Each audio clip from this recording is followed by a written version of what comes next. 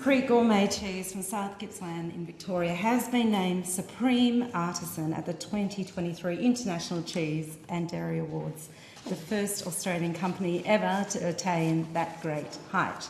It's a fantastic example of Aussie endeavour, and I congratulate Berry Creek and master cheesemaker Barry Charlton.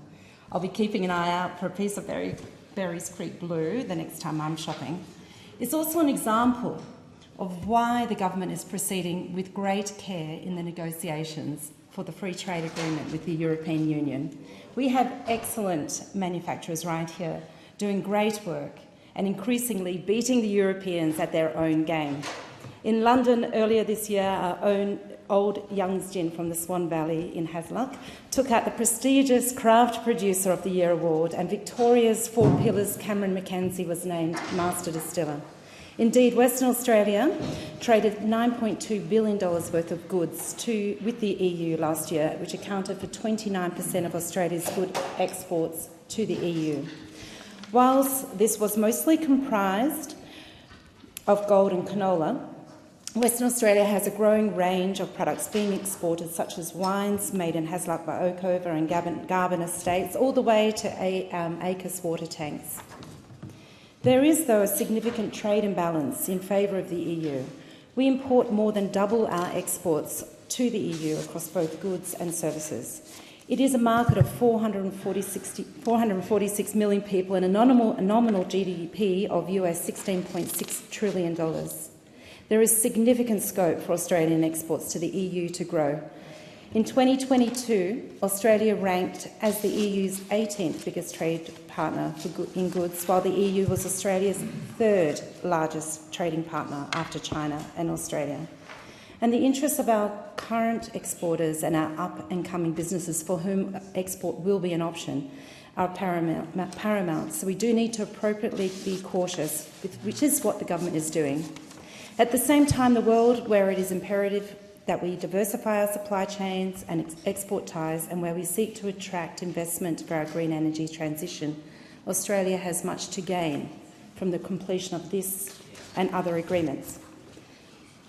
So there are many products already being exported to the world which could be subject of increased export to the EU, and these include our Wagyu beef, WA malting barley, seafood, truffles and Noongar country's own Jarrah honey.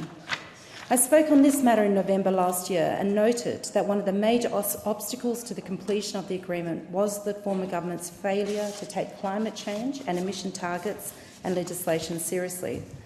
We are now on the same page with the EU on climate matters, and negotiations have been able to proceed on that basis. And it's marvellous the difference a little bit of science can make. Organisations making submissions to DFAT on the agreement process have supported the proposed FTA. The Australian Grape and Wine Authority note significant advantages to Australian producers and exporters. The Australian Food and Grocery Council notes that the EU is the largest market not yet covered by a bilateral agreement. The Minerals Council, meanwhile, notes the potential benefits for not only mineral exports, but also the export of Australia's highly regarded mining services sector. Mining operations all over the world benefit from our expertise, with service exports by companies such as Blast Movement Technologies. Service exports are an important part of Australia's trade relationship with the EU, and there is scope for further growth. The 15th round of negotiations concluded in April, which did not bring the FTA to completion. The EU report on the process, however, described discussions as constructive, with both sides sharing a commitment to a rapid conclusion. DFAT too noted that the substantial progress made puts us on track for an early conclusion of an ambitious and comprehensive trade agreement. Trade Minister Farrell is resolute in ensuring that Australia gets the best deal possible, particularly for the agricultural and food sectors. And I'm pleased to see the opinion piece by Tony Maha from the National Farmers Federation following the Minister's trip to Brussels, supporting his efforts. The Prime Minister has emphasised that the FTA will only be concluded when it contains new market access for agricultural products, and that is appropriate.